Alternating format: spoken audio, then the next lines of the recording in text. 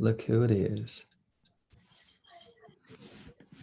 We have to mute everybody, don't we? Shoot, how are we gonna mute everybody? Hey, what's up, Rob? How's it going, man? Not too bad. How you hanging? Not too bad. You were asking how to mute people? Yeah. You when you set the room up, you could click on the when you scheduled the meeting Yeah. to start with everybody muted. Yeah, that's what I thought we did, but maybe not. We can just mute upon arrival. Okay. Are you muting for me? Oh, it looks like people are muting. Oh, I think they're doing it by themselves. Yeah.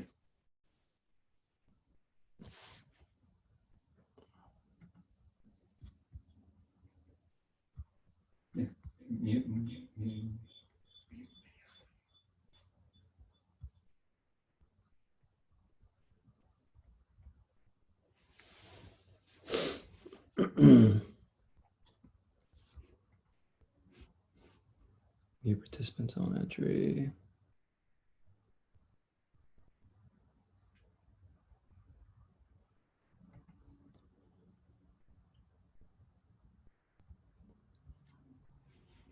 Lauren's in.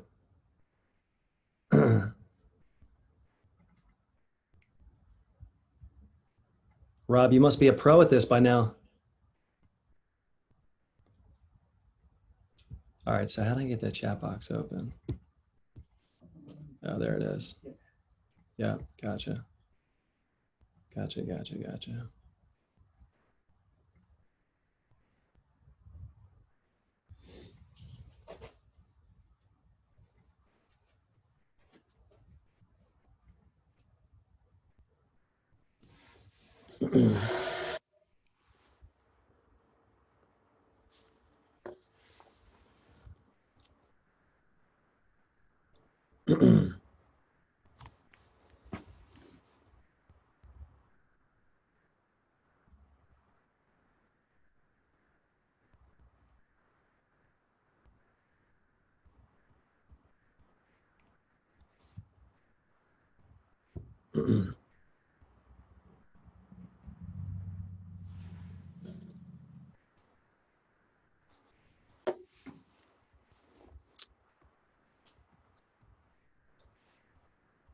Cool.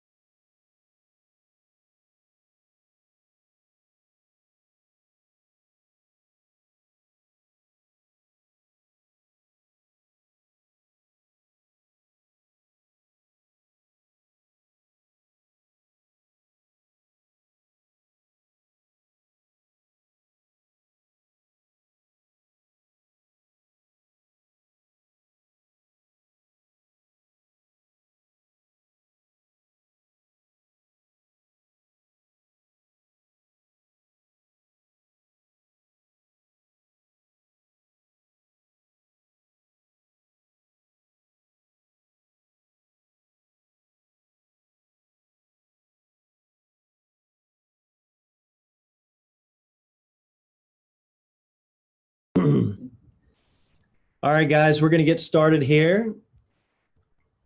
So just want to first say thank you to everybody who is taking time out of their busy schedule today to come and learn about a topic that we think is extremely important, especially during a time like now where a lot of things are going on, and in our belief, health and wellness, and optimizing the way that you breathe and optimizing the way that you sleep and setting forth good practices is extremely important.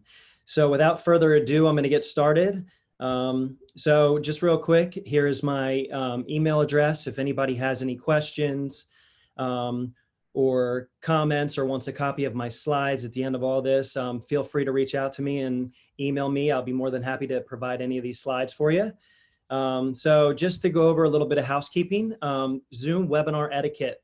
So maybe like all of you, I'm learning this whole Zoom platform, just as you guys may be. And so what I've learned through the webinars that I've been on is it's really counterproductive to take questions during the presentation. So what I would ask of you all, please, is if you guys have any questions, feel free to go to the chat box. The chat box is located in your Zoom platform with the 3 dots. Click on more, and then you can click on the chat box. I will be looking at that throughout the entire presentation.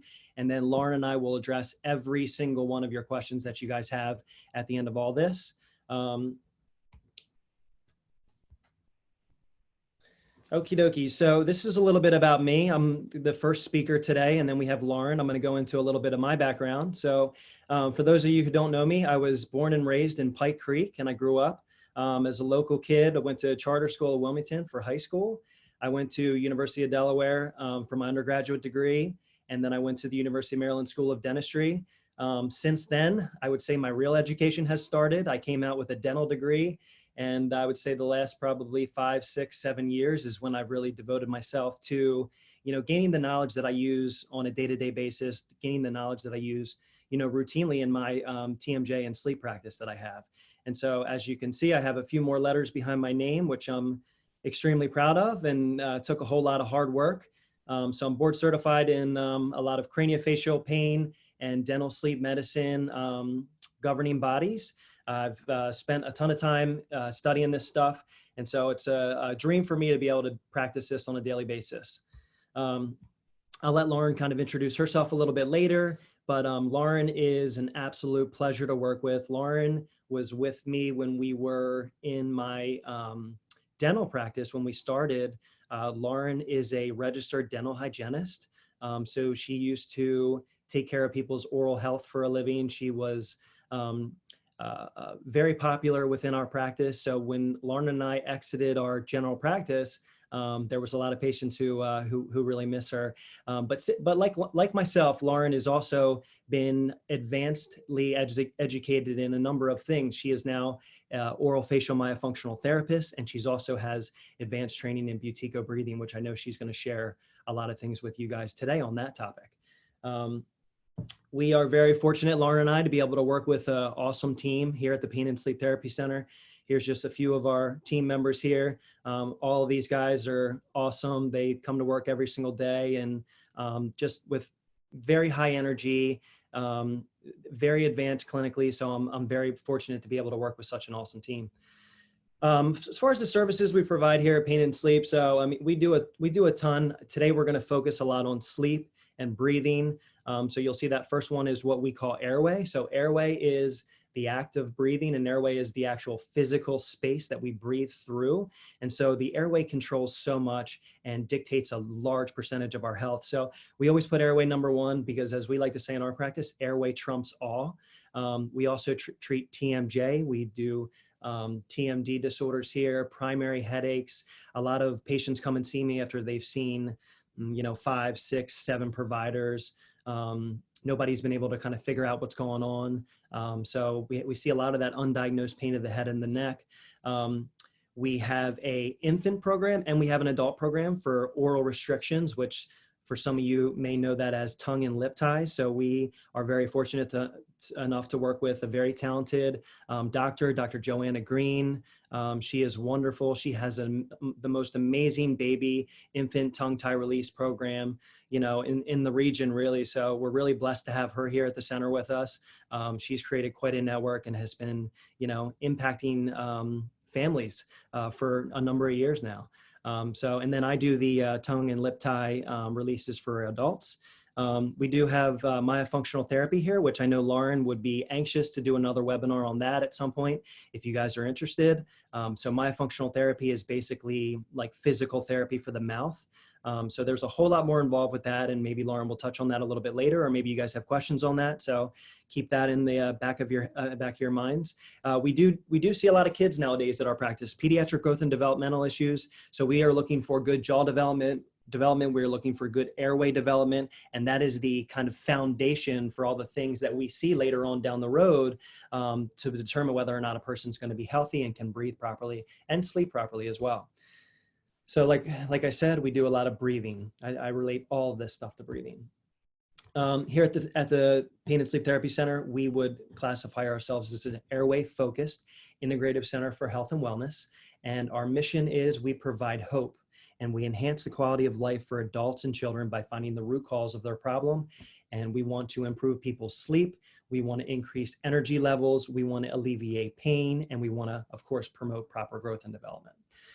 So just to address kind of the elephant in the room, we are all here today probably because we don't have a job to go to. We are all here today because of the COVID-19 outbreak. This Black Swan event could have not been predicted, and it's very devastating, and it's sweeping across the whole entire nation. So that's the reason we're here. Typically Lauren and I would be with patients right now and would be able to and we wouldn't be able to be with you. So, maybe this is just a good time to pause and say thanks to all the frontline healthcare providers that we see. So here's a picture of us. This was 2 days ago. A couple of the members from the team, we showed up to Christiana Care. We brought them a lot of food. My kids made some signs. Jen's kid made a sign. And so we really rallied around these people that are risking their lives on a daily basis for us. And so we want to acknowledge them. And, if there's ever a true hero in all of this, it's these guys who are risking their lives. So just want to say thank you on behalf of the whole entire team here. You guys go to work and we'll stay at home for you. And that's exactly what we're doing, because here at the Pain and Sleep Therapy Center, we are doing our part to try and flatten this curve and get rid of this stuff as soon as we can. So obviously the number one most recommended behavior at this point is the social distancing, which we all have to do. We all have to participate in this. So for this to be successful and for us to get rid of this, nasty virus, we all have to distance ourselves from each other. So maybe that means a number of things for a lot of people. For me, that means a lot of time at home with my kids. As I would love to be able to spend more time with them. I'm a full-time worker. I put a lot of hours in around the clock to work on my business and to treat patients who need my help. So it's been a breath of fresh air to be at home and, be able to cook with my kids and work out with my kids and just be outside and enjoy the fresh air. And, we've been lucky enough like today to have a beautiful day out there, sun is shining, and, we're just trying to spend as much free time as we can together. Here I am with the kids building a puzzle last night. We made our own soft pretzels. We, of course, hanging out at the jungle gym in the backyard. So a lot of really cool interactions with the kids and some time that I'm really soaking up at this point in my life. As much of the good times that we have some troubling times as well. So my kids are going to be 5 and they're going to be 3 this summer. And so they are at each other's throats all the time. It's usually my son, beating up my daughter, pinning her down, holding her down, and she doesn't cry. And of course, once she emerges from the bottom, it's usually him that's left crying. He's usually the one that comes up comes up and complains. But I've really gained a new respect for my wife. She does part-time work through the business, and she also does full-time work around the clock, 24/7 with our kids. So I had just have such a newfound respect for this. I think at the end of this, at the end of this shutdown, at the end of this quarantine, I think my wife is probably going to go apply for a full-time job, because I don't know how much more she can handle with these kids, but we try our best. And at the end of the day, we promote the message, be happy, find joy. And here's a picture of the kids being amendable, and some sidewalk chalk, which has come in handy. So what I like to say is, I've become extremely passionate about helping adults and children breathe better. And the goal is to optimize people's health and wellness. Like I was telling you before, we've kind of restricted our practice to really only emergencies. We were a busy TMJ and sleep practice who saw a lot of patients, and we were, fortunate enough to be here full time, around the clock, helping people out. And nowadays it's a little bit different. So this is me sitting in my media room by myself. And what I'm doing is I'm doing telehealth these days. And so, we put the camera up on the big screen. We listen to our patients. We schedule 30-minute virtual consultations, anyone who's having sleep problems, jaw pain, headaches, whatever it may be. And so most of the ways that I'm meeting my patients these days are through telehealth. And so it's been a really neat platform that we've kind of learned, and we're still learning. So bear with us if any of you guys book an appointment with us. We are still kind of working out the kinks, but I think what this shutdown has shown us is that it is a very valuable tool in medicine. And to be honest with y'all, I think we're probably going to continue to use this in order to help people out and get them seen, quicker these days. So that's been a real big change in my practice. And just to kind of back up and talk about healthcare in general, we're going to get into sleep. Of course, that's my niche. But I think in healthcare right now, and there's a lot of people who have this kind of same mentality, but we are going through an evolution and a revolution of the healthcare system. The healthcare system that we know all and well today, a lot of us will call that sick care. And so patients have to be sick in order to get the treatment that they need. And so we here at the practice, we promote more lifestyle medicine. We promote more longevity. We are looking for all of our patients to pursue optimal health and wellness. And that doesn't mean you're sick when you come to see us. That just means that, you may see some signs, you may see some symptoms. It could be the littlest thing. You may just want to improve your breathing. You may want to just improve your sleep because it's not as optimal as it could be. And so we're really having this switch, this new paradigm in healthcare where there's a lot of practices, private practices, maybe not within the healthcare system and the hospital system, but there's a lot of practices that are trying to prevent things from happening. And so we're really excited to be a part of that. And I know some of you guys on here today are part of practices that are like this. So we're kind of breaking down the barriers together. And I think soon enough, patients are going to know what's available to them. And so we're hoping to help more and more people out day by day. So when we talk about health, we talk about, in my practice, we talk about 4 pillars of health. And so we talk about sleep, we talk about nutrition, we talk about movement of your body, and then of course we talk about mental wellness. And so I think, and of course we're a little biased here, but I think the research would support this, is sleep is the absolute foundation for all of this. Sleep is what allows you to live well every single day. Without proper sleep, you don't make good decisions with nutrition. Without proper sleep, you don't get out there and exercise as much. You don't have as much energy to, move your body around. And of course, without proper sleep, without proper nutrition, without proper movement of your body, mentally and emotionally, you may struggle as well. So we really do pride ourselves on being a very comprehensive practice here. And although we do help people sleep and get rid of their pain, we have conversations around nutrition a lot. We have conversations around, what are people doing to move their bodies, and how are they supported emotionally and cognitively, especially in times like this where people are probably have a lot of stress in their life. So I found this on the internet. I thought this was extremely cool. So, hydrate often. We drink a lot of water. We want to think positive. We want to eat smart. Everything that you put inside your body is either helping you or hurting you. And so we always advise, like, go figure it out. Go meet with a nutritionist. We work with some amazing nutritionists on a daily basis here, and they can get you started and on the right path. Move daily, right? Like I said, move your body around. Sleep like a baby, of course. That is what we are here to do. We're here to help everybody sleep. And of course, breathe deeply. And that is the foundation for sleep. That is the foundation for life. And breathe deeply I think is going to take on a whole new meaning for everybody who's involved with this today. As I think Lauren will really touch kind of more on that and go into more in-depthly about what that means exactly to breathe deeply. So what does sleep have to do with health? Well, sleep is extremely important. If anybody has not heard of this book by neuroscientist Matthew Walker, this is a fantastic book. It's called Why We Sleep. Literally, if I could recommend one book to anybody to read on sleep, this would be it. And I've stolen a couple quotes from the book outside here on the right. So in the book, Dr. Walker highlights buzz that scientists have discovered something that can make you live longer, live healthier, become more creative, and become more attractive, right? Who doesn't want to sign up for that? So he calls sleep this natural resource. And I think that's such a good play on sleep. It's a natural resource that we need to take advantage of. He says this natural resource, he writes, keeps you thin. It reduces your food cravings. It protects you from cancer. It protects you from dementia. It protects you from colds and flu, right? Especially more now than ever. It lowers your risk of heart disease. It lowers your risk of stroke and diabetes. You will feel happier, less depressed, and less anxious.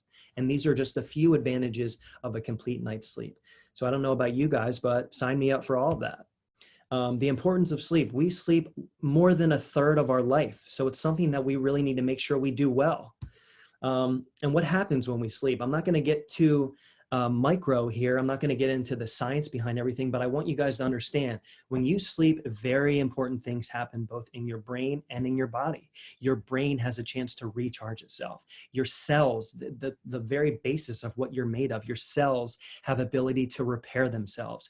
Your body releases important hormones. A lot of these hormones are what regulates the way we feel, how our systems operates, how we digest food, how we grow and develop while we're kids, the types of memories that we need to, the types of information that we need to gather during the day and commit to long-term memories. So all of these things happen when we sleep, right? We have a chance to clean out the toxins within our brains. Our brains build up so much toxins throughout the day. These beta amyloid proteins that just sit around, they need to be washed out. We go through a process called REM sleep, where basically the cerebrospinal fluid within our brains, they wash out all these very harmful toxins that are in our brains, right? We have physical restoration. Our bodies need a chance to repair themselves. As I mentioned, we have information that we get throughout the day. We want to take that information and create long-term memories with them. Our moods, right? How many people do you know in your lives that could benefit from and better moods, right? Everybody could. And the way we regulate our mood is in deep sleep. And then of course, and I left this for last for a reason, strengthening of the immune system. Our bodies can only take so much. We do not want to be immunocompromised. Now more than ever, everybody is putting health and wellness on the forefront of what is going on. So do yourself a favor, get proper sleep, strengthen your immune system. It could be your life that depends on it. So just a bunch of other things that sleep, has that is beneficial.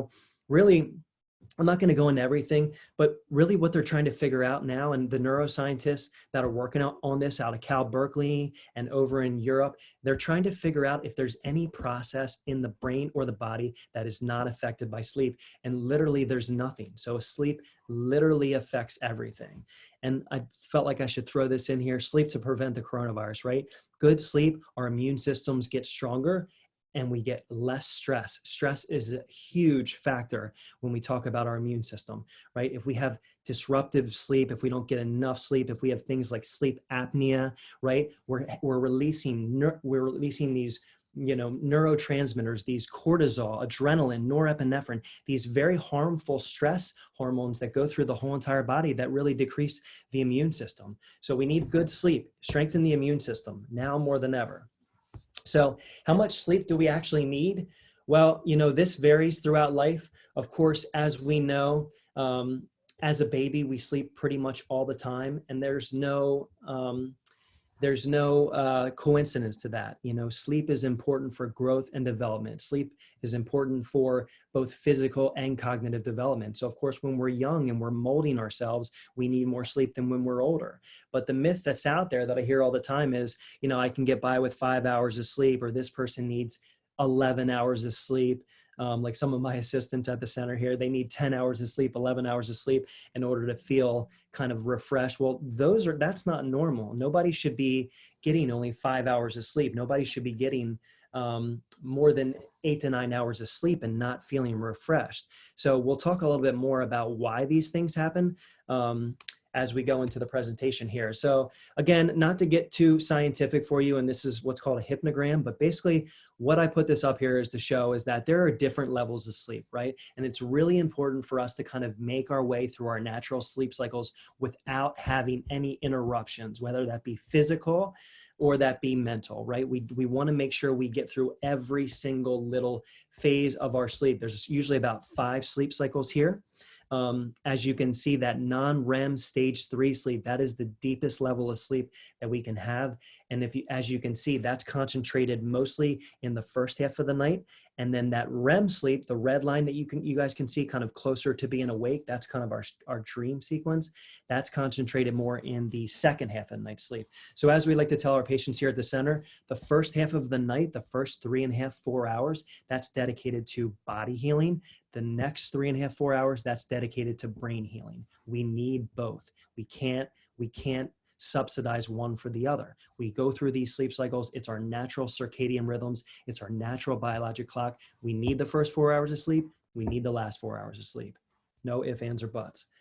So what happens if we don't get enough sleep? Well, like I told you, we open ourselves up to many, many, many different problems. We open ourselves up into tummy troubles, GI problems, right? We open ourselves up to be able to not be able to focus when we go to work or when we ask our kids to go to school. There's so many kids that sit in classrooms on a daily basis and they can't concentrate. And it's really not their fault. Maybe they have a sleep problem. Maybe they're not getting the proper sleep at home. Maybe they have a sleep-related breathing disorder like we're going to talk about. Obviously here in our clinic, headaches and migraines, this is a big part of what we do here at the center. A lot of people who suffer from bad sleep suffer from headaches, suffer from migraines.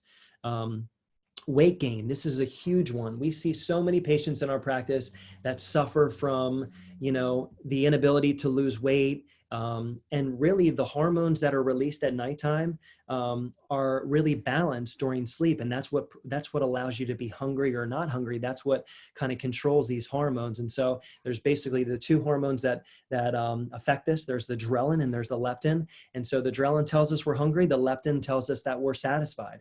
And so people that have poor sleep, their adrenaline levels are really high. And so they eat more. They tend to make more bad decisions, right? Poor vision, depleted sex drive, right? We need the dilation of our muscles. We need to have good circulation. And so this stuff, circulation and these things don't happen if we're not getting good sleep. Like I already mentioned, irritability and mood swings. And of course, as I say for last, as always, colds, right? We're more likely to have a immunocompromised immune system if we don't sleep well. So here's some other kind of medical effects. So, we have a ton of patients with cardiovascular disease, with diabetes, with gastroesophageal reflux disease. Really, you name it, this sleep affects literally everything from a medical perspective. And so I won't hone in on too much of this, but just realize that the heart could be number one, but there's so many other things medically and physically and cognitively that follow with poor sleep. So I put this slide up because I thought it was pretty neat. So sleep deprivation is deadly. So there's a ton of motor vehicle accidents that happen on a daily basis that are due to fatigue driving or due to perhaps somebody who has sleep apnea. Think about all the large truck drivers that are responsible for going up and down the interstate highways, day in and day out. And they pull these long shifts, these 10, 12-hour shifts. And the only thing that's required of them is every 8 hours, they need to stop on the side of the road and take a 30-minute break. I don't know about you, but that's not good enough for me. I'm fearful when I see these large trucks coming down the highway. And as you can see, 20% of large truck crashes are due to fatigue driving. There's 100,000 crashes a year that are due to this. 71,000 injuries, many deaths that have been associated with this. As you guys probably are all aware, a couple of years ago, the Tracy Morgan accident on the New Jersey Turnpike. I mean, that's one of the headlines that I'll never forget. Sleepiness versus intoxication. I thought this was another cool slide that I could pull for you guys. So, not getting enough sleep is like drinking alcohol. So if you wouldn't go to work drunk, why would you go to work without sleep? Right. So if you only get 6 hours of sleep, that's like having a 0.05% BAC. That's halfway to being over the legal limit. So, make sure you hone in on the sleep. Make sure you're not skipping sleep, because, your productivity depends on it. Moving on. So why don't we sleep? So we're going to get into some sleep hygiene here. So there's a number of reasons why people don't sleep. And what I found here at our practice is a lot of people don't really know why they don't sleep, or a lot of people come up with good excuses as to why they don't sleep. Maybe it's psychological, maybe it's emotional. Does the person blame it on anxiety or depression or stress? Does the person claim to have insomnia? Is it something physical? Do they have a physical pain that ails them at nighttime that's preventing them from sleeping? Is it some of the choices that they're making throughout the day? Are they intaking too much caffeine? Are they smoking cigarettes? Are they consuming alcohol? Alcohol is a big one that I hear from a lot of patients. Alcohol, and to be honest with you, marijuana as well. We hear it all the time. These things help me get to sleep. Well, that's actually true. Something that impairs your central nervous system, like marijuana, like alcohol, like nicotine, yes, it can get you to go to sleep faster. But what I'm here to tell you is these harmful substances inside your brain actually prevent you from getting the deep sleep that you need. So although you might be able to fall asleep quicker, it's actually counterproductive to good quality sleep and keeping you asleep, right? Are you having menopausal changes or hormonal imbalances that are keeping you up at nighttime, night sweats, things like that, right? Or is it as simple as a breathing issue that you were unaware of? What we find at our clinic is a lot of people just don't know how to evaluate proper breathing. And so what we're going to talk about today is we're going to talk about snoring. We're going to talk about sleep apnea. We're going to talk about a diagnosis that typically goes under the radar many times for a lot of patients, which is called upper airway resistance syndrome. And so I put this down here at the bottom, and I want you guys to all really listen up for this part. It is physically impossible to wake during the night due to a psychological or emotional reason. We hear far too often our patients say, oh, I'm too stressed, or I have anxiety, and that's why I wake up in the middle of the night. Well, that's actually false. What we know from the research is stress, anxiety, depression, these are things that will not wake you up in the middle of your night's sleep. Now, again, they may prevent you from getting to sleep, but they are not going to wake you up once you're down into your deep levels of sleep. So let's go through our checklist here. Let's go into some sleep hygiene. The first thing we always tell all of our patients is work backwards. Here's the rule that we follow all the time. Whatever time you want to get up, if you're going to set your alarm at 5 o'clock to get up for a workout, you need to be asleep at 9 p.m. If you need to be up at 7, maybe you have it then till 11 o'clock to get to sleep, but always work backwards. Always work backwards. Know what time you want to get up, and then plan the night ahead of time in order to carve out time of where you want to fall asleep at. Okay, this is a big one today, now more than ever. Everybody has their devices within an arm's reach, and most of us, within our grip at all times. These devices emit blue light. This blue light is extremely, extremely stimulating to the brain and actually can prevent you from falling asleep, right? So now they make things like these goggles that you can wear, or the blue lights on the phone. So that's a little bit better, but it's still not where we would recommend our patients to practice. And so we want to really get rid of these devices, the laptops, the iPads, the TVs, the smartphones. We really want to put those down about 60 to 90 minutes before we want to fall asleep. This will let our brains know that the melatonin needs to spike. And when our melatonin spike, we know that it's time to go to sleep. This is all part of our circadian rhythm. It's all part of our biologic clocks. So put the devices down. I know now more than ever, everybody wants to keep up with the news and keep up with their friends and see who's posting what. And we're all guilty of that. But, in order to get you to fall asleep better, if you are having these problems, put the devices down 90 minutes before you want to go to bed. Okay, exercise and being physical. We preach it every single day. You have to move your body. I don't care if you're a world-class weightlifter, if you're a marathon runner and you're putting in 15 to 20 miles a day, or if you're just doing stationary movements, on your couch. Whatever you're able to do is appropriate, and you have to listen to your body and see what your body responds to. But you have to get the body moving. As little as 10 minutes of aerobic exercise per day can drastically improve the quality of your sleep. Okay, so find that time that's right for you. A lot of us are busy throughout the day. I know me personally, sometimes I don't get the kids to bed until 8:30, 9 o'clock at nighttime, and then I'm rushing to try and get that 30-minute workout in at 9 o'clock at nighttime. We ideally want to avoid anything strenuous right before bed. Again, we need to prepare our brain and our body to go to bed. So what I do is, if I go for a nice workout at 9 o'clock, 9:30 at nighttime, maybe then I'll calm myself with a warm shower before I get into bed, maybe do some yoga, some functional breathing, which Lauren is going to get into. But just make sure that once you enter into your sanctuary or your bed, you are prepared to go to sleep. Don't let yourself be fooled by the bed being the catch-all for work and all that. And that's something we're going to talk about in just a second. So nutrition, this is big. Like I said before, no caffeine past 2 p.m. So get that caffeine in, in the morning time when you need it. I think what you'll find is, once you start eliminating caffeine from your life, once you start sleeping really good, maybe you won't depend on 4 cups of coffee anymore. Maybe you'll get down to 2. Maybe you'll get down to eventually 1. Maybe you won't need it at some point. Alcohol, right? Just realize that every single ounce of alcohol that you intake, it takes 1 hour to eliminate that from your body. Okay. And again, alcohol may help you get to sleep. It is not going to help you stay asleep.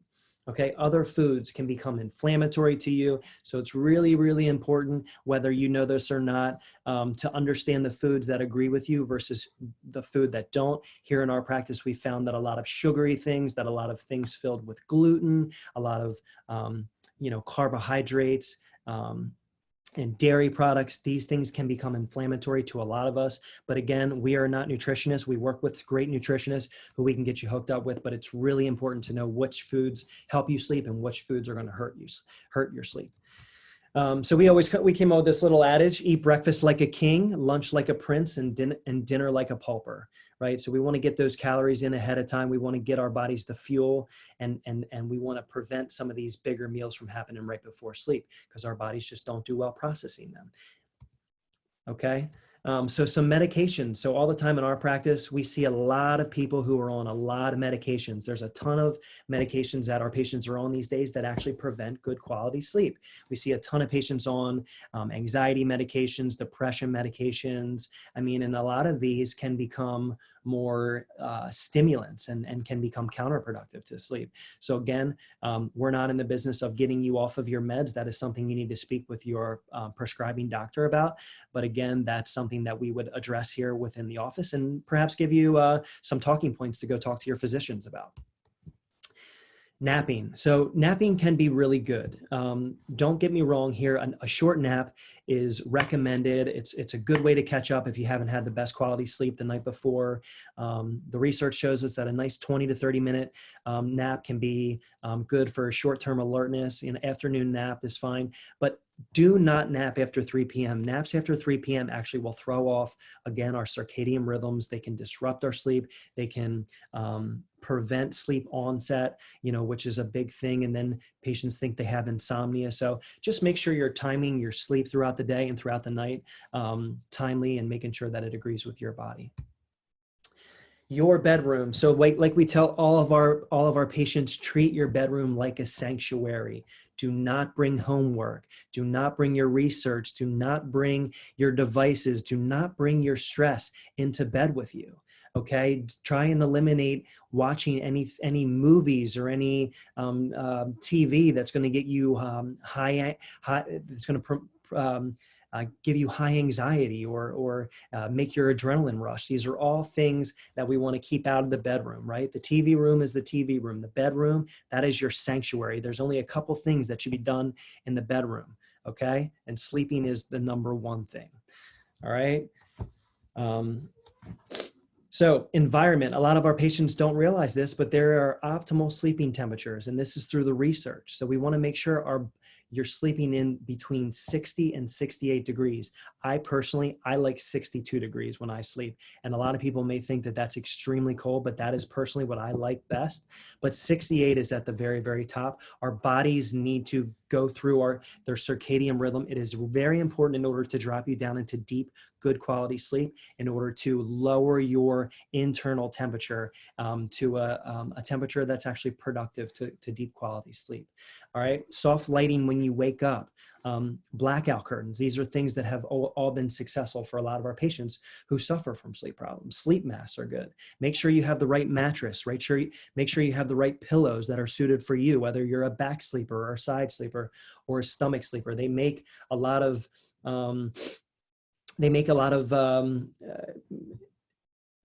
our sleeping habits a little bit easier these days by, going onto Amazon or checking out, different things that can help you out. Okay. So make sure that you're aware of that. Sounds. So we don't want to be disturbed by sounds when we're sleeping. We want to get our roaming children back to bed. If our children are roaming, maybe they have a sleep problem. Maybe that's the first place that you start. We want to address our bed partner. A lot of you that come in to see me, a lot of you are being pulled in from your spouse, from your bed partner about your snoring.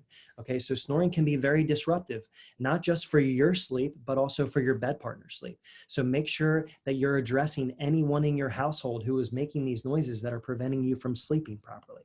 Okay, address these things.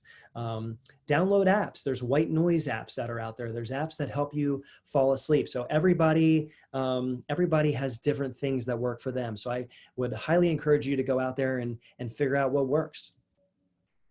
Right? Like we said, waking up. So easy alarm ringtone, soft gradual lights, some light stretching in the morning. So maybe some yoga. There's a lot of great YouTube workouts that I do for yoga.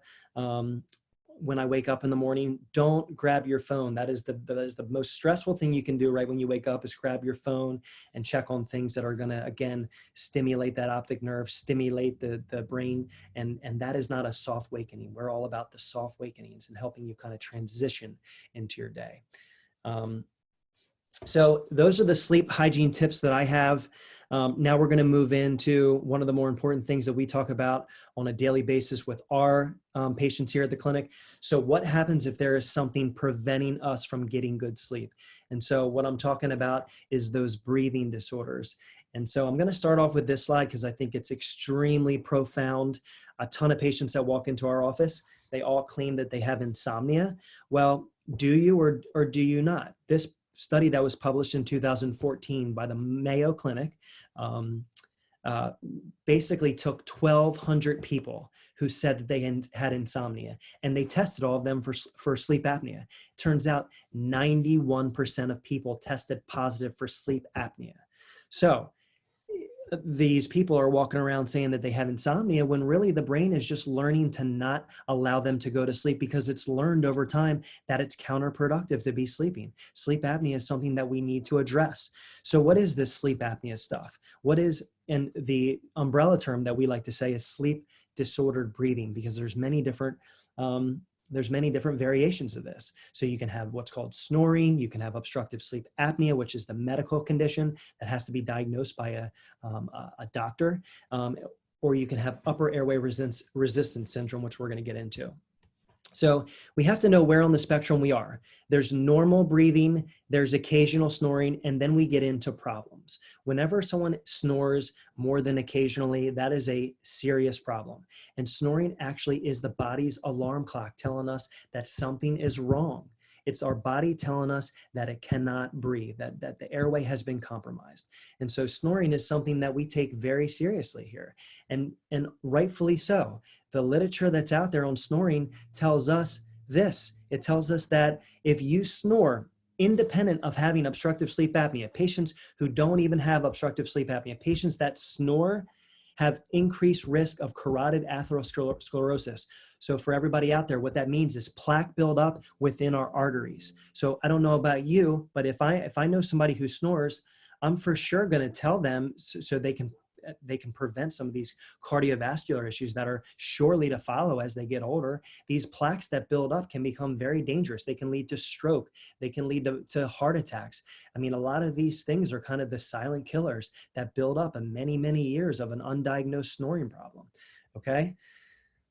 So if any of you want to see if you snore, because in our practice, we don't ask people if they snore. We say, have you been told you snore? So if you want to test it for yourself, here's an app that we give out to all of our patients. This is something that can be a free download within your smartphone. It's called Snore Lab. We use it all the time. We tell our patients all the time. It's a free app. You download it.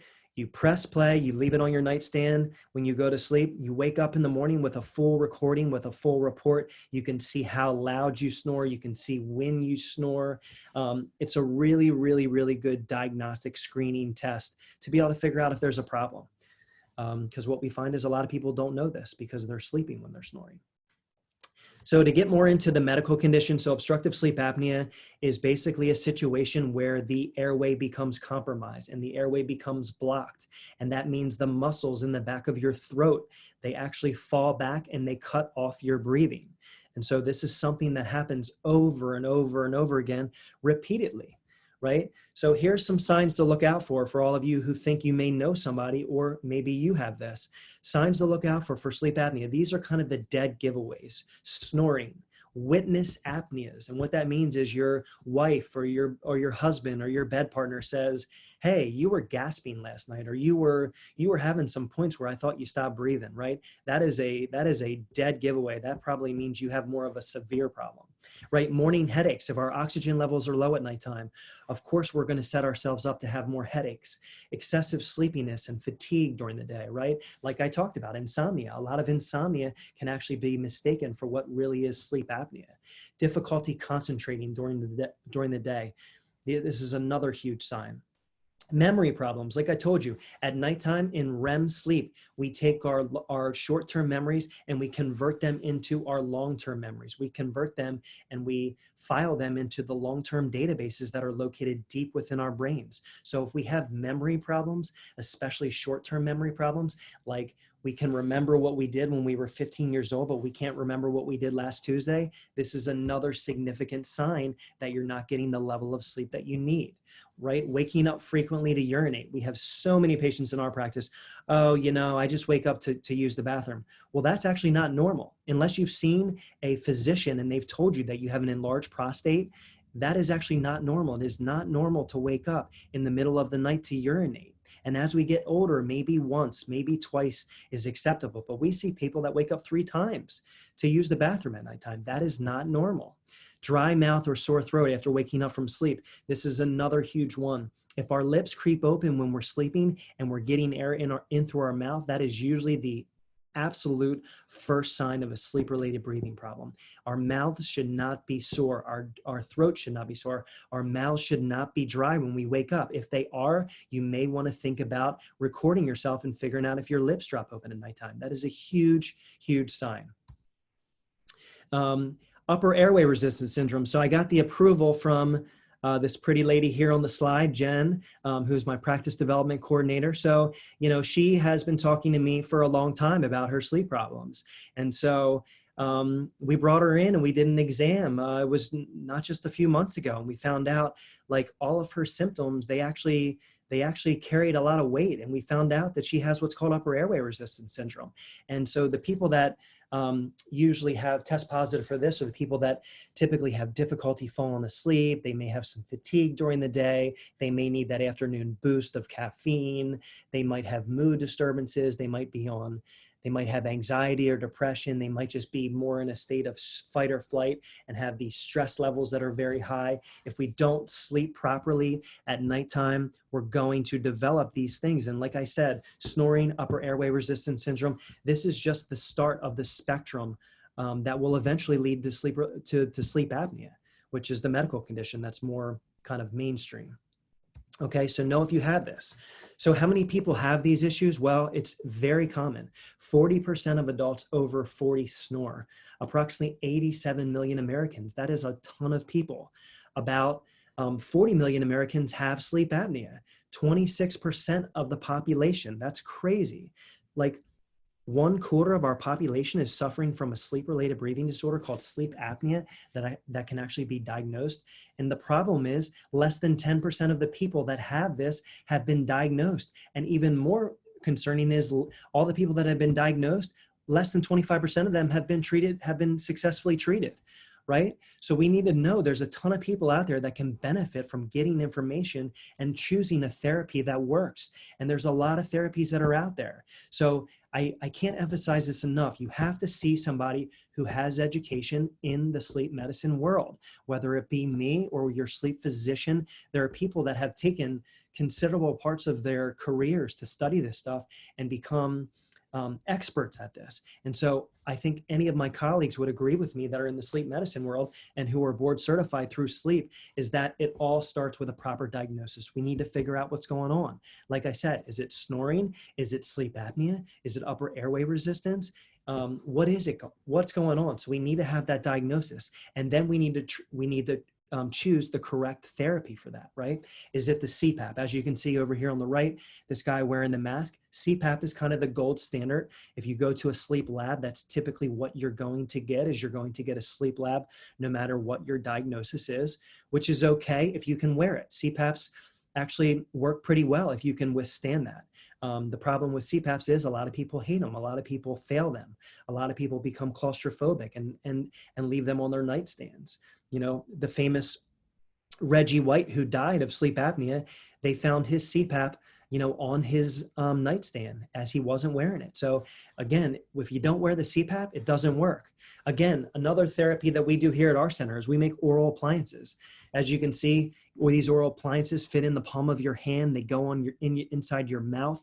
They basically change the positioning of your whole entire airway when you sleep at nighttime. They help keep your airway open.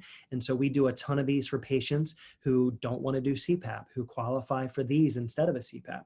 And so a lot of our patients fall in love with these appliances because they work so well. They stop the snoring. They allow people to get down into those deep levels of sleep. There's myofunctional therapy. Again, a whole nother topic that I'm sure Lauren's going to be anxious to do another Zoom webinar with you guys at some point in the next couple of weeks and go over what myofunctional therapy is. But what we now know is that myofunctional therapy, through the research, tells us that we can cut in half. We can have a 50% reduction in sleep apnea just through therapy alone. But again, you have to see a specialized provider like Lauren. She's a myofunctional therapist. She's only one of 3 myofunctional therapists in the whole entire state. Okay, there's other options that are out there like surgery. You know, do we need to break your jaws? Do we need to move your whole entire mouth forward? Do we need to do invasive surgery in your nose? Do we need to break your upper palate and do things like that? Do we need to do what's now called the Inspire device, which is where they surgically implant a monitor inside your chest? Every time your oxygen drops, you get a stimulus to push your lower jaw forward. So there's a lot of different therapeutic surgical options that are out there. Orthodontics, now more than ever, orthodontists are learning how that they can grow people's jaws, grow people's airways, do an expansion, whether that be as a kid, hopefully. But if you didn't have the right orthodontics as a kid, or your orthodontist didn't know how to expand your jaws, you know, nowadays we know how to do this on adults. My wife is currently in expansion right now. So these are all like therapies that we need to consider as we get a proper diagnosis and figure out how to treat ourselves. Again, here's an example of oral appliances. I mean, there's a number of them out there. We make a ton of them here at the office, and we usually will select the one that we think is most custom and beneficial to you. And so here's a big part of our practice that we've kind of really dedicated ourselves to over the last couple years of acknowledging our kids. So how early do we start looking for these breathing problems? How early do we start looking for these sleep-related breathing problems? Well, I'm here to tell you, it's at birth. This baby over here has its mouth open. If you guys know of any babies or kids that sleep with their mouths open, that is a problem. That is the first sign. That is the beginning of what could be a potentially devastating and life-threatening condition, medical condition, that could severely plague this person's life. So we need to get started early. In our practice, we get started as soon as there are symptoms. Both of my kids at 2 years old started myofunctional therapy with our therapist here. We need to make sure we are getting the lips together, getting the tongue on the roof of the mouth, and getting everyone breathing through their nose. So we start extremely early in my practice. I know I personally have made a career treating adults. I personally have made a career putting out fires. So a lot of people come to me with already formed sleep apnea problems. A lot of people come to me already with a positive diagnosis. A lot of people come to me when they're 60 and they finally want to put their health and their wellness in perspective and put it first and get treated. Well, that's all well and good. And I love treating these patients, but our dedication here at the center is to educating these patients that come in about their kids. We want to identify smoke so that a fire never starts. That is a big push here in our center. If we see a kid who could benefit from proper development, from very conservative, non-surgical, non-permanent, just kind of very easy therapeutic approaches at the time when they're kids, we want to do that. We want to ensure proper development. We want to ensure that they can breathe properly all night long. And so, I'm going to wrap up here and then turn it over to Lauren. But what I think everybody should know is tough times don't last. Tough people do. And so we will get through this COVID. We will get through this devastating time. But now more than ever, let's breathe, and let's breathe the correct way, and let's sleep. So with that, I'm going to turn it over to Lauren. So Lauren, let me get you, make you co-host here.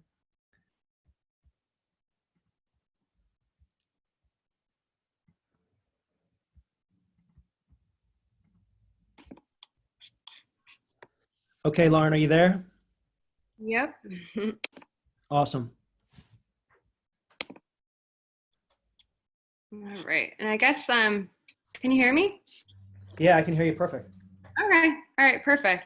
So hi, everyone. My name is Lauren. I am the oral facial myofunctional therapist of the office and the Boteco educator. So today I'm going to go over with you a little bit what Boteco breathing is, and we'll be able to do some exercises at the end. So let's see here. So what is Boteco breathing? So Boteco breathing is a series of exercises aimed at developing healthy breathing patterns in adults and children. So it really promotes like nasal breathing, relaxation, really getting that breath down to the diaphragm, and also increasing oxygen saturation in the body. So the goal is to really have kind of a correct ratio of both oxygen and carbon dioxide in the bloodstream. So right now, if you turn on the news, you'll kind of see in commercials everywhere they're talking about just take a deep breath through these times. So everyone kind of thinks of a deep breath as kind of this way. So it's like you're using your chest, your mouth is open, you're breathing out. So we've kind of been taught to believe that deep breathing is optimal because it allows the most oxygen to the lungs. However, our lungs are already saturated in oxygen. And as strange as it may seem, oxygen deficiency is not caused by a lack of oxygen, but a lack of CO2. So as we overbreathe, too much CO2 is kind of washed away from the lungs, the blood, the tissue, the cells, thus resulting in a reduced delivery of oxygen to vital organs. So only by slowing the breathing down do we get increased oxygen saturation. So I'm going to be teaching you that today. And who does it benefit? So it benefits people who have asthma. That's kind of what Boteco breathing was founded on. It helps people who have rhinitis, which is inflammation of the nose. So as we kind of slow the breathing down, we use the nose for breathing. It reduces that soft tissue inflammation in the nose. So the more we breathe through the mouth, the more congested the nose gets. It's kind of like that vicious cycle on a merry-go-round. We just keep going round and round. It also helps people with hay fever, and then of course people with anxiety, stress, which I feel like a lot of people are going through that right now. So kind of slowing the breathing down helps with anxiety and stress as well. And then it also helps with circulation. So with hypertension, whenever you use the nose for breathing, you get the benefits of nitric oxide. which regulates the blood pressure, reduces cholesterol, and it helps to reverse the buildup of plaque in the blood vessels. So if we're breathing through the mouth, we miss the benefit of that nitric oxide. And then, of course, as Dr. Robinson kind of touched on, sleep breathing disorders, which we work a lot with in the practice.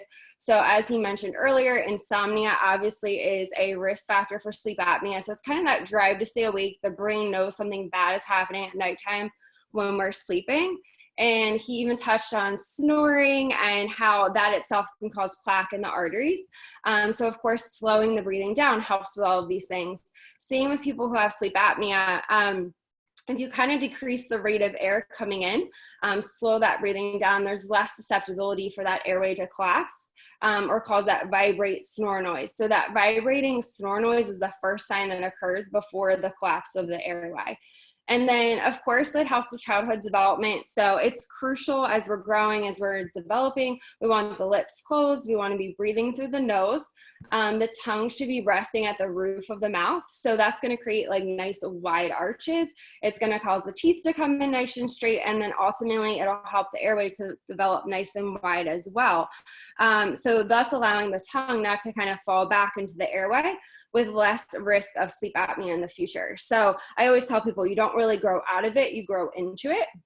And then of course, if the tongue is resting low, if we're mouth breathing, the mouth's gonna be open and the jaws, everything's gonna develop narrow, including the airway. So that's kind of a little bit into that. And then, so what exactly is functional breathing? So functional breathing is nasal breathing. We breathe through the nose, we get warm, moist, filtered air. So I kind of describe it as like a Brita filter. So it's filtering all that bacteria out. You also get the benefit of nitric oxide. So nitric oxide reduces the blood pressure, reduces cholesterol, and as well plays an important role in keeping the immune system nice and strong, which is really important right now. And then of course, we are going to have a soft, slow, smooth, effortless breath. You're not able to hear yourself breathing, and then that nasal breathing is going to get that breath down to the diaphragmatic muscle. So it's really important we're engaging that muscle as that muscle. And if everyone were to take their hands right now and kind of wrap it around your ribs and just kind of breathe like in and out through your nose, you're going to feel that diaphragmatic muscle engaging. As that muscle moves in and out, it also massages the intestines that aid with digestion. So the more you use your nose, the easier it is to breathe. So what is abnormal breathing? So abnormal breathing is actually the reverse of functional breathing. It's mouth breathing. So when you breathe through the mouth, you're getting like dirty, unfiltered air. And again, imagine that Brita filter. So it's not filtering all that junk out of there. So as you're breathing in all that dirty air, it just causes inflammation on our lymphatic tissues, the tonsils, the adenoids, as they get occupy more space within the airway. So then, of course, when you're breathing through the mouth, you're also utilizing more of the chest movement. You could be excessively sighing or yawning a lot, which is a sign of overbreathing. The breathing could be fast, it could be deep. You might be unable to catch your breath with exercise, and other people might hear you breathing. Again, if you were kind of walking up a flight of stairs, you might notice you're easily out of breath. Now, I want everyone to kind of just freeze and pay attention to where your tongue is resting in your mouth. So when I kind of go into these breathing exercises, it's very important that everyone has their tongue resting to the roof of your mouth. So the correct position is if you were to say kind of like Nancy, that is where the tongue should be resting. So I want that tongue resting at the roof of the mouth, your lips closed the whole time, and we're going to be just breathing through the nose. So this exercise, is small breath holds, is actually one of my favorite exercises. It's great for anxiety and stress, which I feel like so many people are experiencing right now in their daily lives. So posture is very important when you do any breathing exercises. You want to make sure you're sitting up nice, straight, and tall. You want to make sure, kind of imagining a string pulling you from the crown of your head. And I'm going to have everyone just kind of take a normal breath in through their nose and then a normal breath out through the nose. So on the exhale, we're actually going to pinch the nose and we're going to hold it for 5 seconds. So I'll have everybody kind of do this with me if you want. So when you kind of hold the breath for 5 seconds, you're going to let go and you're just going to normally nasal breathe in and out for 10 seconds. So it's like a 5-second hold and then just normal breathing in and out of the nose for 10 seconds. So I'm going to have everyone take that normal breath in through the nose and then the normal breath out through the nose. And then I'm going to have you pinch the nose.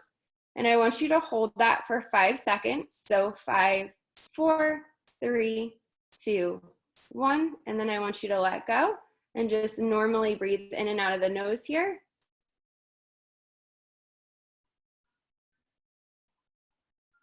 And then on the out breath, go ahead and pinch the nose again. And we'll hold that for 5, 4, 3, 2, 1, and then let go.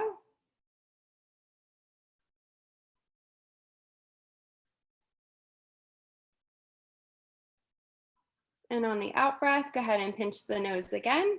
And we're gonna hold that for 5 seconds.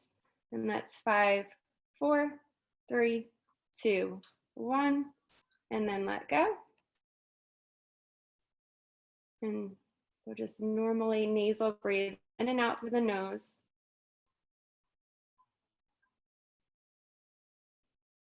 And we'll do one more time on this so you kind of get a feel for it. So I'll have you on the out breath, go ahead and pinch the nose again. And we'll hold that for 5, 4, 3, 2, 1, and then let go.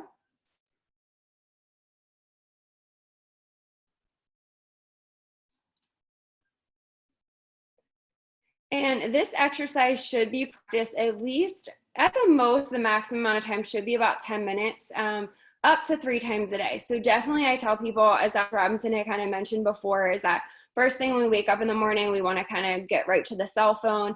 If you can just take about 5-10 minutes to just practice this exercise, like either lying down, you can do it lying down on the floor, sitting on the edge of your bed, just kind of practicing this at least 3 times a day. And this is great for people who have asthma. It's great for any type of stress or anxious, even if that stress or anxiety happens middle of the day. This is a good exercise for this. I usually tell people to, after the breath holds, you want the first breath to be an inhale and then an exhale, because we're building up all this awesome stuff within the nose, including nitric oxide. So we want to kind of hold on to that. And then I'm just going to go over one other exercise. Boutique breathing has many exercises. I'm just kind of sharing 2 of my favorites here. The nose blocking is great for any congestion in the nose, especially right now during like allergy season. I know a lot of people have a lot of congestion going on. So this is another exercise that's great to do before bed. It is best you want to do this at least anywhere from 3 to 6 times. I usually say closer to 6 times. But again, posture is so important. So you're going to make sure you're sitting up nice, straight, and tall, kind of imagining that string again pulling you from the crown of your head. Your feet are going to be flat on the floor. And you're going to do the same thing. You're going to take a breath in through the nose and out through the nose. And on the exhale, you're actually going to pinch your nose and you're holding your breath until you have that strong desire to breathe. So, and as you're holding the breath, you're going to either kind of nod your head up and down, or you're gonna sway the body side to side. So this is increasing the blood flow, really getting that oxygen delivery to the brain as well. So I'm gonna have everyone, we'll do this one time so you can kind of get a feel for it. So again, just sit up nice, straight, and tall. The feet should be flat on the floor, shoulders back, imagining that string pulling you from the crown of your head. I'm gonna have you take a breath in through your nose and then take a breath out through your nose. And on the out breath, I'm gonna have you pinch your nose. And as you hold your breath, I want you to gently nod your head up and down or sway that body side to side. And again, you're holding until you have that strong desire to breathe. So when that sets in, I want you to let go of your nose and just still your body. And you're just gonna breathe normally here for at least 30 to 60 seconds in between doing the next set of this.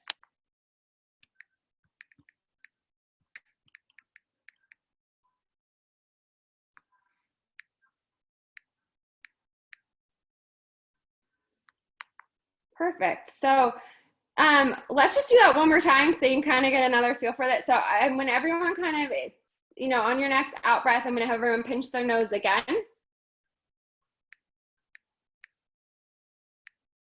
And I'm going to have you go ahead and nod your head up and down or sway that body side to side. Again, we're increasing that blood flow to the brain. We're getting that oxygen delivery. And just when you let go of your nose, just try to have that first breath be the inhale, because we're building up all this awesome stuff in the nose. We want to kind of hold on to that, including that nitric oxide. And then when that strong desire to breathe sets in, just still the body. And we're just gonna kind of just continue to breathe in and out through the nose.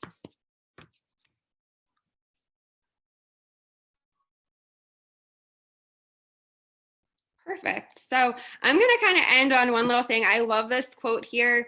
So breathing is the first act of life, and the last. Our very life depends on it. Since we cannot live without breathing, it is tragically deplorable to contemplate the millions and millions who have never mastered the art of correct breathing. So those are just two of my favorite rotator breathing exercises. There are quite a few. So it's definitely something we can kind of touch based on doing another one, which is like a bunch of different exercises. So now I'm going to kind of pass it off to Dr. Robinson here. All right. Thank you so much, Lauren. That was awesome. I feel so much better. All right, guys. So let me share my screen real quick.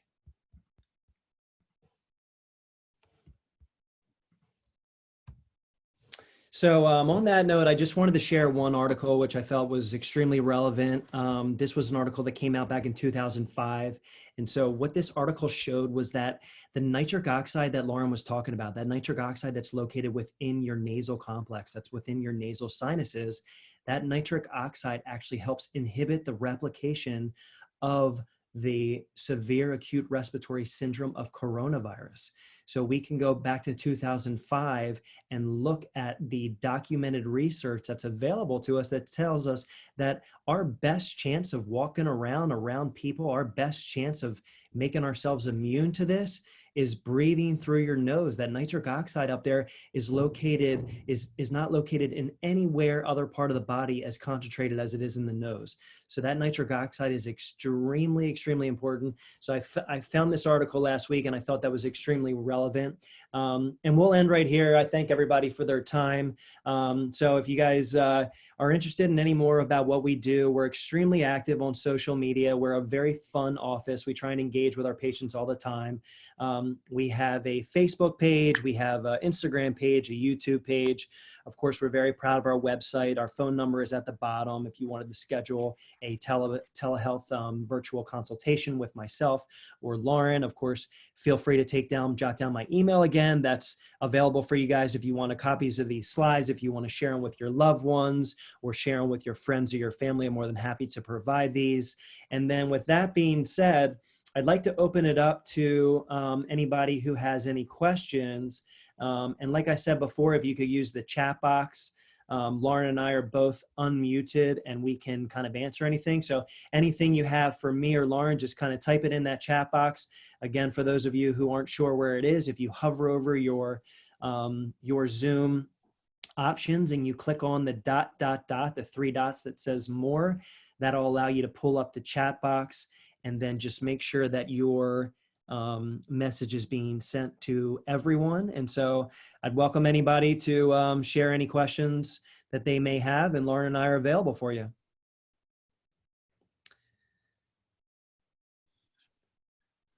Yeah, here's one from Mary. So she says, I have an appliance and I no longer wake at night to go to the bathroom. I'm sleeping longer and working on sleeping deeper. Well, that's great. That's fantastic. So Mary, thanks for sharing that. I think you are part of, many people who have, taken the leap and have given the effort to address kind of your sleep breathing problems. And I'm glad that you're having such great success. That's what Lauren and I love to hear. We pride ourselves on positive feedback from our patients.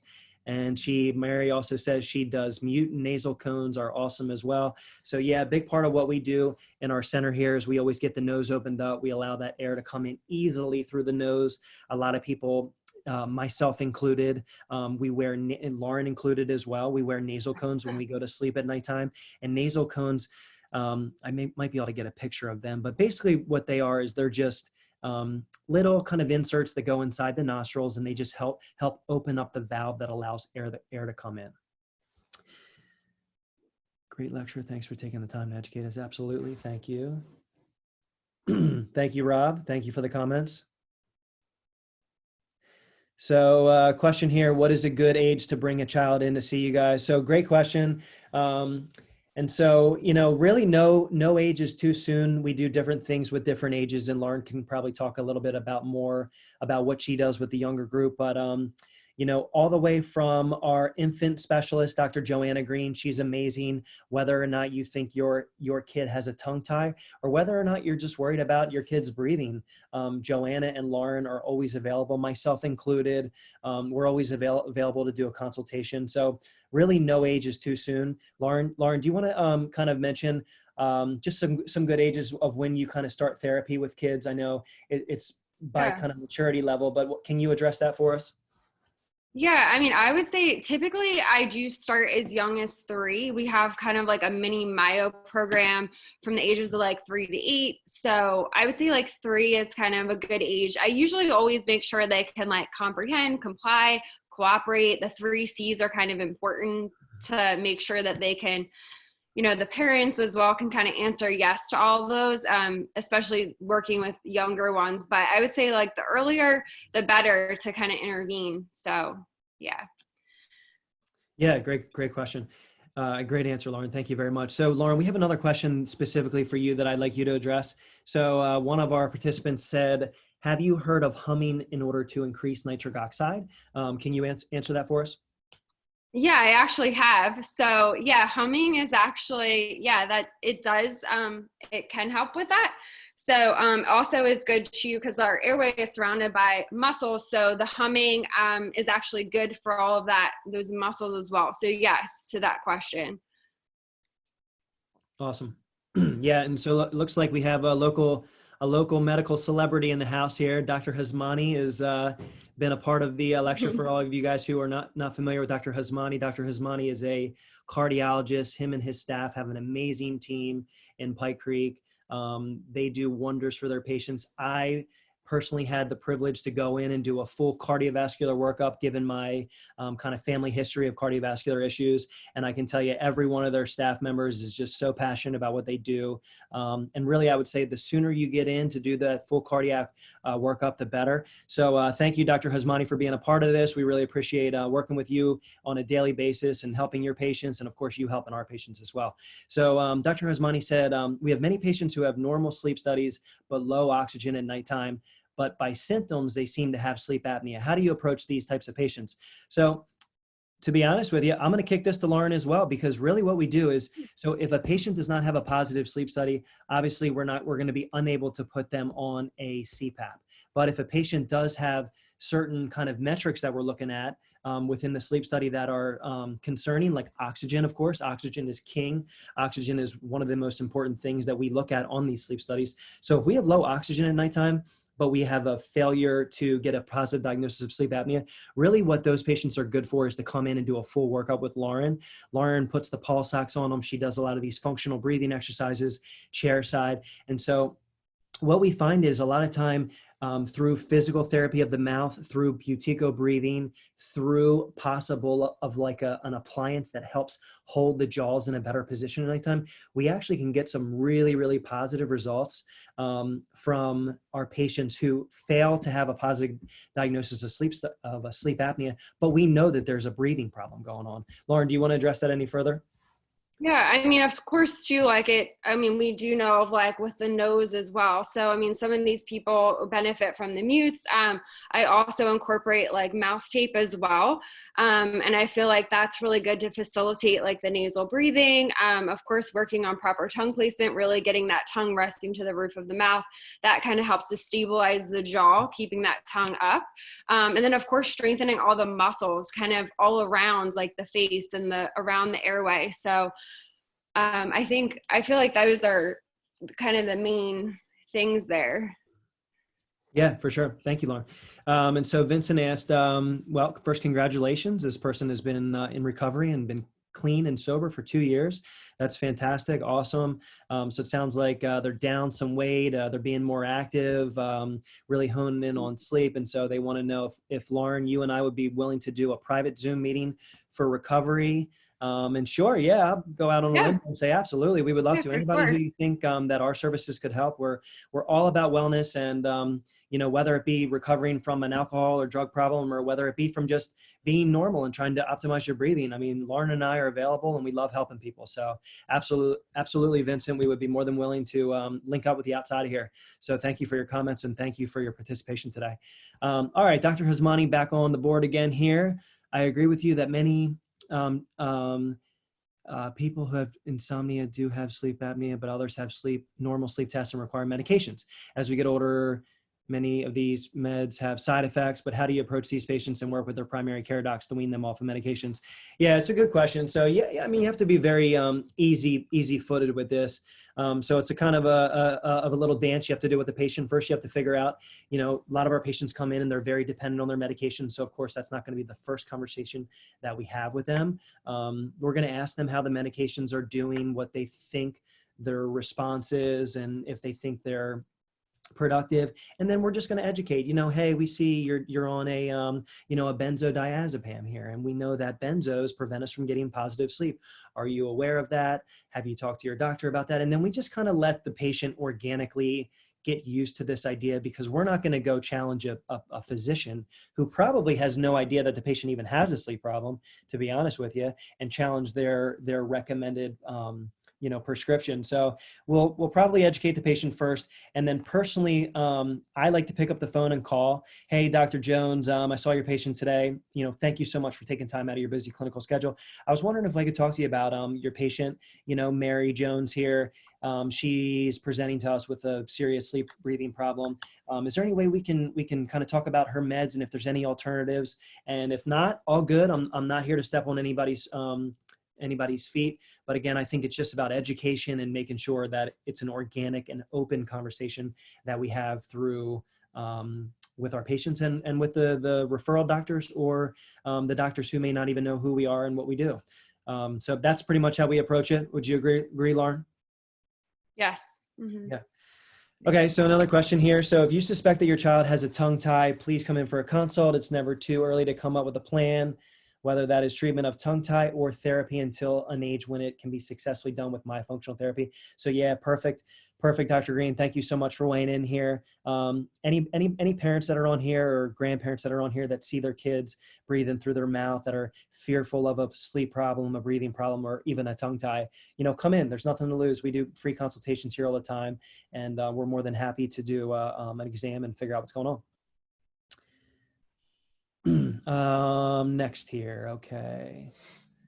Also apologizes, I may have missed part of the lecture. I'm not sure if you addressed this. I find that my patients who get better sleep end up with lower blood sugars and lower cholesterol and even lower weight, and also less short of breath. Are you finding this as well in your clients? Yeah, absolutely. So like I said, sleep, yeah, I think you might've missed a little bit of the lecture, but we went over how sleep helps regulate basically all the systems within the body and all the systems within the brain. So of course, the release of cortisol, as everybody knows, cortisol is kind of the stress hormone that gets released in times of stress. And so if our bodies can't breathe normally when we fall asleep, our bodies are going to naturally secrete cortisol. Cortisol is going to fight insulin. Cortisol is going to directly compete with insulin and prevent the regulation of blood sugars. And so, yes, diabetes, high blood sugar, these things can be absolutely regulated better with good sleep. Lower cholesterol, again, like I said, snoring, lack of oxygen, this can cause, you know, cholesterol to build up. Of course, like I talked about with the weight gain, people that experience good sleep. I mean, a lot of times we find a lot of our patients, they go to the hack. They are avid gym enthusiasts. They work out all the time. They eat well, and they're still wondering how in the heck they're not losing weight. And so, you know, within our GP practices, we ask, you know, how are you sleeping? Oh, I sleep like crap. I've never slept well. Okay, well, that could be one of the missing links. And so again, we don't claim that sleep is everything. We claim that it is the foundation for everything. And so we find that a lot of our patients that have healthy habits that may have a lot to gain from proper sleep, they're the perfect client for us to work with, because those are the ones that respond literally right away and get the best results. So thank you for that comment. Can you answer if the lecture is recorded, and if so, can it be shared? Yes, I do. This is our first public Zoom event. I believe we are recording it. I believe we will be able to share this. We have our digital expert here, Hami, who is going to try and get all this stuff kind of loaded onto a YouTube, I think, possibly by tonight or tomorrow, and share this with all of you guys so you can share it with your friends and family as well. You know, let's keep this conversation going. Let's keep this information as free and as you know, as prevalent as possible. So I urge you guys, I recommend you guys to share this with anybody who you think can benefit. All right, so it looks like Dr. Hasmani's wife is on here now. Our older child has a history of thumb sucking and mouth breathing, and she is currently undergoing myotherapy at Dr. Robinson's office with Lauren. It's been very helpful so far. The staff is wonderful. Thank you so much, Aparna. I know Lauren might have some more to say about that, but Yeah, it's really fun to work with your kids. Dr. Hasmani, it's awesome. All right, so yeah, Vincent says thank you. Guys, anything else? Vincent, I got your email address. We will be sure to save that and reach out to you. Anybody else have any questions? All right, well, thank you all so much for tuning in. It's been a lot of fun. We're going to probably try and do more of these in the future. We'll be able to send out links, Facebook links, text messages, emails, things like that. So if you are willing to send us your email address, that'd be great. We'll keep you in tune with kind of what we have going on. So please, anybody, forward it over to Dr. Robinson at Pain and Sleep Center. Give us your email address and we'll be sure to keep you in the loop. All right, guys, thank you so much. We're going to shut down, and we will see you next week.